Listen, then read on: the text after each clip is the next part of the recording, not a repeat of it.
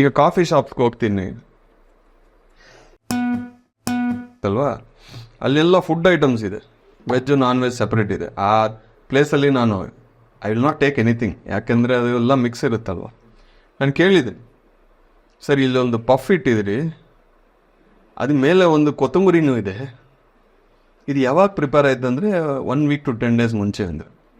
ಎಲ್ಲಿಂದ ಬರ್ತಾ ಇದೆ ಅಂದರೆ US ಇಂದ ಬರ್ಬೇಕು ಸರ್, ಇಲ್ಲಿ ಆಗಲ್ಲ ಅಂದರೆ ಅವರ ಕಂಟೈನರಲ್ಲಿ ಹಾಕಿ ಅದು ಎಕ್ಸ್ಪೋರ್ಟ್ ಆಗಿ ಇಲ್ಲಿ ಬಂತು, ಮೇನ್ ಸೆಂಟ್ರಿಗೆ ಬಂತು, ಮತ್ತೆ ಬೆಂಗಳೂರು ಸಿಟಿಗೆ ಬಂತು, ಇಲ್ಲಿ ಬಂತು, ಮತ್ತೆ ಇಲ್ಲಿ ನಿಮ್ಮ ಶಾಪಲ್ಲಿ ಕೂತ್ಕೊಂಡಿದೆ, ಮತ್ತೆ ಅದು ಮೈಕ್ರೋವೇವ್ ಮಾಡೇ ಕೊಡ್ತಾರೆ. ಹಂಗೆ ತಗೊಂಡು ನೀವು ತಿನ್ನೋಕ್ಕಾಗಲ್ಲ ಫ್ರೋಝನ್ ಫುಡ್ಡು.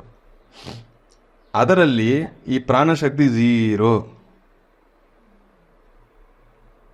ಒಂದು ನೀವು ತಗೊಂಡಿದ್ರೆ ಅದರಿಂದ ನಿಮ್ಗೆ ಶಕ್ತಿ ಇಲ್ಲ, ನಿಮ್ಮ ಶಕ್ತಿ ಅಲ್ಲಿ ಹೋಗಿ ಡೈಜೆಸ್ಟ್ ಮಾಡೋಕ್ಕೆ ಖರ್ಚು ಮಾಡ್ತಾ ಇದ್ದೀರಿ.